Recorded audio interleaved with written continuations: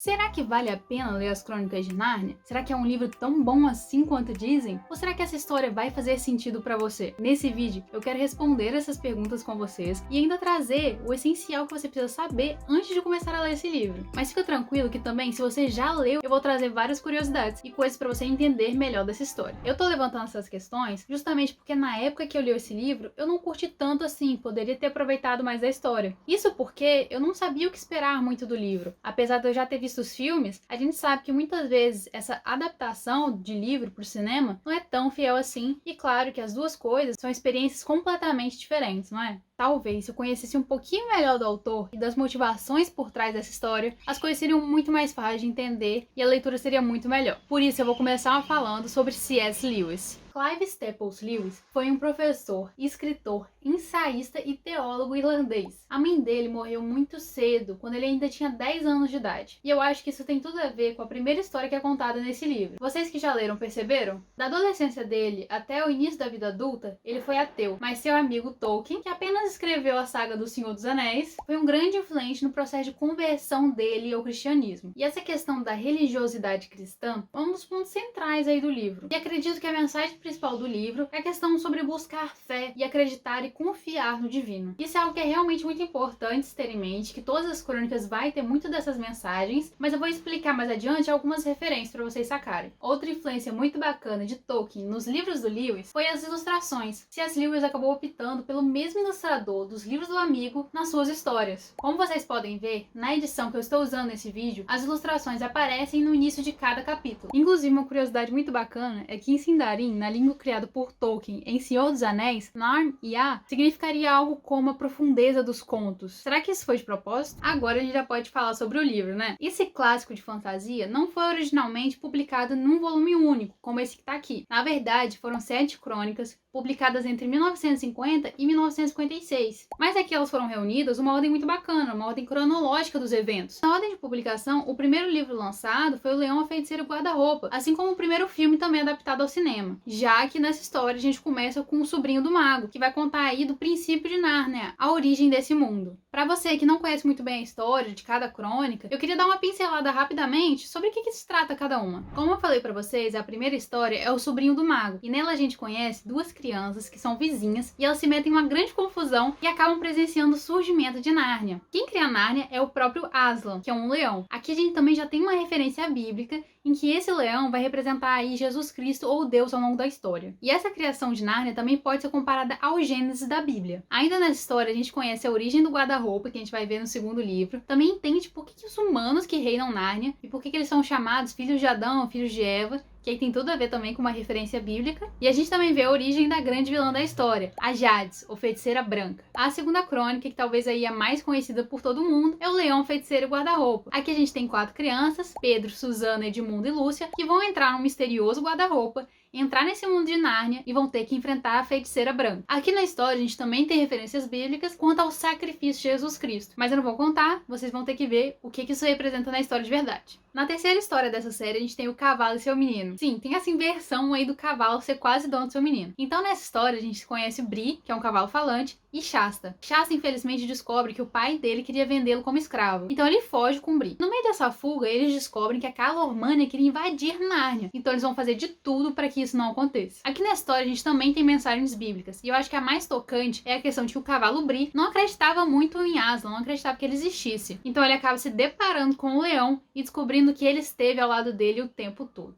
A quarta história também foi adaptada ao cinema, que é a história do príncipe Cáspia. Nessa história, os Telmarinos dominaram Nárnia e estão sendo reinados em nome de Miraz, o tio do príncipe Cáspia. Eles até se davam bem, mas até que então Miraz descobriu que ia ter seu filho e decidiu matar Cáspia. Cáspia então é alertado pelo seu tutor e decide fugir para encontrar o povo de Nárnia, que estava sendo perseguido pelo seu tio, que inclusive dizia que eles nem existiam. Então aquelas 4 crianças do segundo livro são convocadas também para ajudar a salvar o povo de Nárnia e restituir o poder a eles. A quinta história em ordem cronológica é A Viagem do Peregrino da Alvorada, que foi o último filme adaptado aos cinemas. Nessa história, apenas Edmundo e Lúcia voltam para Nárnia, acompanhado do primo chato deles, o Eustáquio. Em Nárnia, eles encontram Caspian X, parente do Caspian que a gente viu na história anterior, reinando sobre Nárnia. E eles fazem uma viagem de barco em busca dos 7 fidalgos que foram banidos por Miraz naquela época. Então eles fazem essa viagem de barco e vão passando por diversas ilhas, que em cada ilha eles encontram uma aventura diferente. Na sexta história, chamada Cadeia de Prata, Eustáquio volta para Nárnia com uma amiga dele da escola, chamada Jill. Nessa história, Aslan pede às crianças que encontram o príncipe Hylian, e elas acabam descobrindo que ele foi sequestrado pela feiticeira verde que planeja tomar poder sobre Nárnia.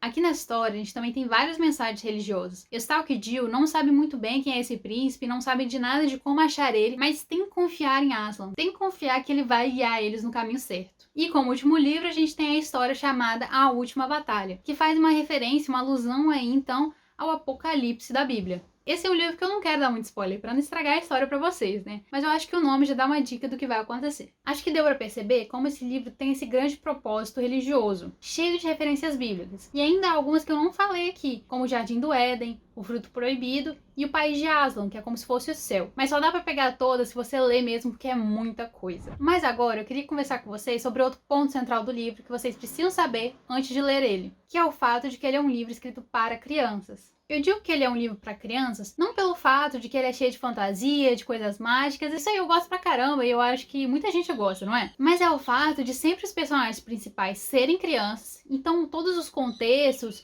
os dilemas vão ser dilemas de crianças. E esse livro tem muito esse propósito de passar mensagem para crianças. Claro que a gente tem várias mensagens aqui que são para a vida inteira, que você pode usar elas independentemente da idade. Mas com certeza a gente percebe que o foco aqui são as crianças. Inclusive, nessa edição aqui, tem um capítulo extra no final, que Lewis fala como escrever para crianças. E uma coisa legal que o Lewis fala nessa parte é que a gente não deveria mesmo parar de gostar de conto de fadas para gostar de outras coisas. A gente deveria ir somando esses gostos com os livros clássicos, de romance, de ficção, o que quer que você goste, você deveria somar e não substituir. Por isso, esse livro não tem restrição de idade. Todas as fantasias e aventuras são coisas que todo mundo pode gostar mesmo. Mas uma coisa que eu achei particularmente é que muitas das crônicas são arrastadas. Então eu acho que uma criança teria mais paciência para entrar na história, mergulhar naquele contexto, se divertir com aquilo, do que os adultos que eu acho que querem mais direto pro ponto e achar aquele negócio meio enrolado. Então eu acho que pra criança é mais prazeroso nesse sentido. Por outro lado, uma coisa interessante é que eu acho que as crianças não iam perceber as mensagens bíblicas por trás. Então você lendo adulto, isso é uma vantagem, que você aí vai conseguir captar essas questões, que a criança não vai dar muita atenção, né? Ela vai querer ver a fantasia, ver a ação ali.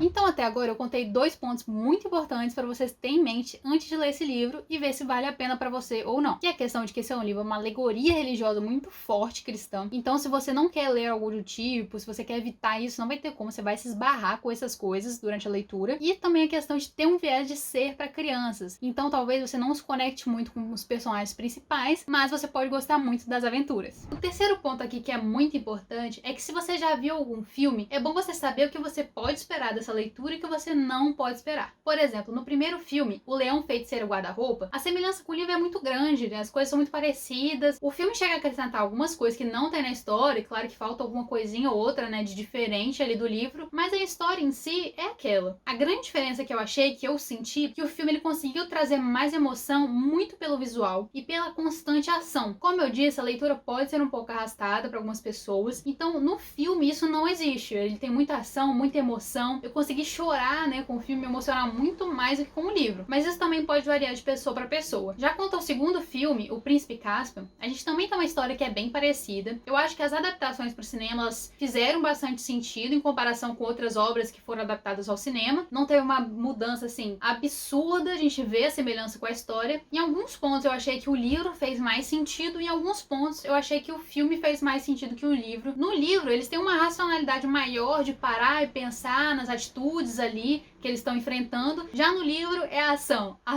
e ação. Tem muito mais coisa de guerra, assim, que não acontece tanto no livro. Eu gostei mais daquela guerra intensa que tem no filme, mas eu também gostei de uma coesão ali que fez mais sentido no livro. Já no terceiro filme, A Viagem do Peregrino da Alvorada, acho que a adaptação do cinema realmente não ficou tão boa quanto o livro. O livro e o filme têm um pouco das semelhanças, das aventuras que são passadas, mas o livro realmente tudo fez muito mais sentido, é muito mais emocionante. Eu mesmo não gosto muito dessa questão da viagem de barco, desse tipo de aventura. Na verdade, pra mim, essa foi foi a pior crônica por conta disso, mas realmente o filme eu acho que não fez muito sentido. Várias coisas lá foram acrescentadas, intriguinha entre os personagens que não tinham no livro, e no livro as mensagens que o autor quis passar fizeram muito mais sentido. Pra fechar, eu vou fazer um balanço de prós e contras desse livro, e aí vai ficar bem fácil decidir se você quer ler ou não. Mas agora, se você quer sempre estar conhecendo novas histórias que vão valer a pena pra você, não deixe de se inscrever no canal e ativar o sininho de notificações, porque toda terça-feira tem vídeo novo no canal. Então vamos começar pelos prós. Os personagens são muito bem construídos. O autor realmente quis colocar uma personalidade que exemplificasse alguma coisa, que quisesse dizer e passar alguma mensagem. Alguns personagens que chamam muita atenção são o Brejeiro, que é um meio humano, meio sapo, e que ele é muito pessimista. Isso dá uma graça a mais ao livro e também acho que representa muitas pessoas hoje em dia, hein? Outro personagem muito bacana é o Rip Tip, o ratinho que também aparece nos filmes. Ele é um ratinho que a sua característica principal é ele ser corajoso, enfrentar qualquer coisa e não ter medo de nada. Incrível, não é? E a gente tem também o personagem que a gente não gosta muito, que é o Manhoso, um macaco super sagaz que vai irritar a gente no último livro. Outro ponto aqui é que, claro, a escrita desse livro é muito boa. Apesar de eu ter falado que em alguns momentos a leitura é arrastada, isso acontece também pela motivação do leitor no que ele quis passar na mensagem que ele quis dizer ali.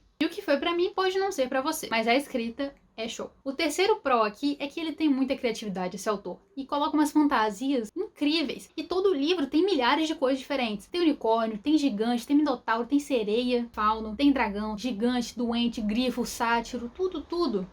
Tem até um ser monópode que ele inventou. E não só esses personagens mágicos são incríveis, mas as situações que o autor inventou. Por exemplo, de ter anéis mágicos de cores diferentes que te levam para um bosque. Nesse bosque tem lagos e cada lago é um universo. Como se fosse, tipo, realmente passagens de multiversos ali. E num desses lagos, se você entrar, você chega a Nárnia. Na verdade, todos os livros, as crianças chegam a Nárnia de um jeito diferente. Isso eu acho que é um absurdo de criatividade. Um pró, que é meio contra, é que são várias crônicas. Então são livrinhos pequenos que você pode ir intercalando entre suas outras leituras. Só que todas as crônicas juntas são um calhamaço. Então pode ser meio complicado você ler tudo corrido. E o último ponto que eu queria dar destaque para esse livro é a questão das mensagens, das reflexões que ele traz. É tipo o Pequeno Príncipe, sabe? Que toda página tem alguma coisa diferente que você pode tirar dali para sua vida. Mas o Pequeno Príncipe, ele tem só 90 páginas, então você acaba não se cansando dele. E aqui a gente já começa com os contras das Crônicas de Nárnia, porque às vezes ele pode parecer muita lição de moral. Ele tem 700 páginas e todas as crônicas vai ter alguma coisa para você tirar dali. Outro ponto é que as leituras podem ser arrastadas, e eu fiquei mesmo com vontade de pular alguma das crônicas para chegar nas outras que eu tinha mais interesse. Por exemplo, entre o Leão, a Feiticeira e o Guarda-Roupa e Príncipe Caspian, a gente tem O Cavalo e Seu Menino. E essa é uma das leituras mais arrastadas. E eu queria ler mesmo, por conta dos filmes no cinema, o Príncipe Caspian primeiro. Então, talvez eu aconselhe você a ler o que você tá mais afim primeiro, e aí talvez não se torne muito ruim essa leitura. E agora, você já sabe se essa leitura vale a pena pra você? Ou talvez, quem sabe, uma releitura com uma nova cabeça? Se a resposta foi sim, pelo amor de Deus, né? Dá um joinha nesse vídeo e já compartilha com seus amigos, por favor. Se você teve interesse nesse livro, eu vou deixar aqui embaixo o link na descrição pra você poder comprar ele. Se você comprar nesse link, você me ajuda o canal sem você ter que pagar nada a mais por isso. Então, se você for comprar, é muito importante que você use o link. E eu também queria dizer que não existe só essa edição do volume único, mas também cada crônica separada. Esse volume único tem as páginas